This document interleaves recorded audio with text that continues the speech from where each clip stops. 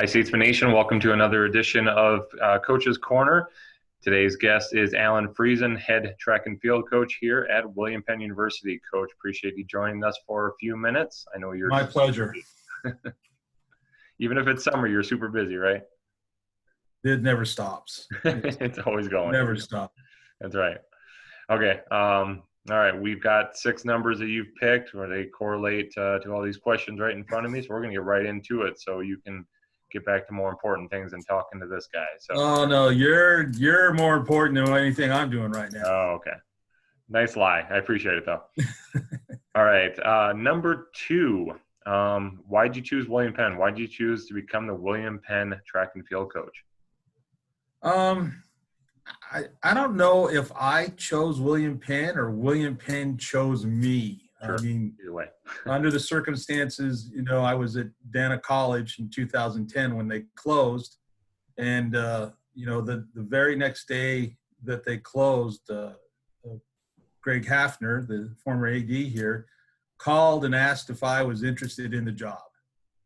So, we brought the family down, took around a lot. They treated us really well. Greg did, showed us around, really loved the place. And, I guess the rest is history. Right. Moved the family up, sold everything we had in Blair and kind of settled in here. And it's been a great experience. Right. Very cool. And we're glad to have you, especially, definitely. This is 10 years, right? Yeah. Years of summer. Cool. Very cool. All right. Number 10, what's some advice that you'd give a junior high or high school athlete who wants to play in college, wants to compete in college? I would say, that to keep your options open. I mean, I know that everybody, you look at and you see, and for the NCAA, everyone wants to go Division I, Division II, or Division III. But I would, take a look at what schools really are offering you and your chances to play or compete, because the NAIA is very competitive.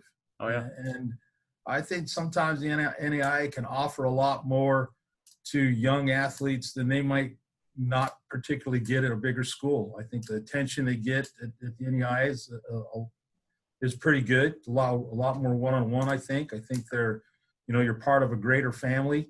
And, it's about the experience. Sometimes at the bigger schools, it's about the wins and losses.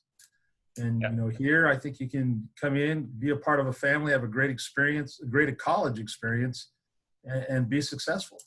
Definitely. All right. Number 15, if you were stranded on a deserted island, who would you bring with you? And what is one item that you would bring with you? Ooh, well, that sounds like Christmas question too. I'm going to have to say I have to bring my longtime partner in crime of 26 plus years is Michelle. Yeah, just last week, right? Last week. Been married 26 years, been together about 30. So they definitely have to bring her. And then probably a bucket hat, because you can see there's really no protection from the sun right there. Coverage up there, right? Yeah, and since we don't have any sunscreen, a hat would probably be a must. Yes, it's a good idea, I think. All right, number 20. If you could go back in time, what year or time period would you travel back to? Oof. I don't know. I'd have to say 1978, my senior year in high school. Okay.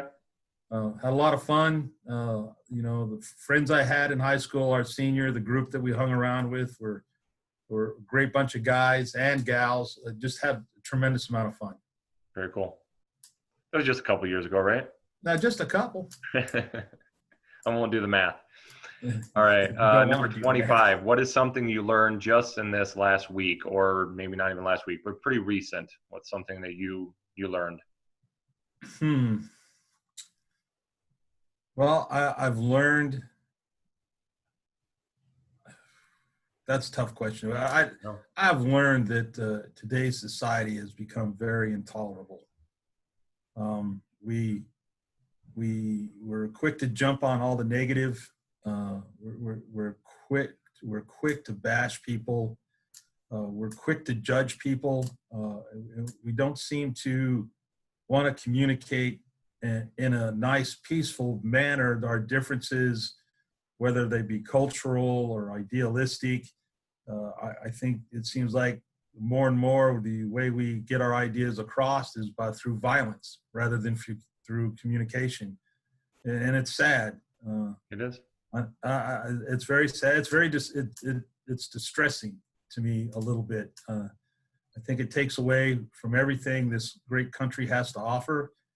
There's a lot of great people in this country that do a lot of great things, and some of this negativity that we see just takes away from that. Oh yeah. Well, let's just hope that there's a lot more positive coming down the pipe. Yeah. Maybe we can find our way out of this, Yeah. and maybe it's because we've been cooped up in the house for 2 or 3 months, and we've got cabin fever. I don't know, but giant cabin fever with everybody. That could be part of it. Who knows? Yeah. Let's hope for a brighter future, though, for sure. Yeah, absolutely. All right, number 30. Well, we kind of talked about your past a little bit, so it's been a while, since you've been an athlete. But this is the question: if money were no object and you could not be a professional athlete, what would your dream job be? Or maybe you've been living the dream job for 30 plus years. I've been coaching a long time. I've been living the dream job. I really have. I can't. I've done this 3/4 of my life. I don't know if I could do any other job. This is a job I've done since I was 1978 when I got out of high school, or 79, a year after I got out of high school. I've been coaching in one form or another, and it's just, I guess you would call it a calling.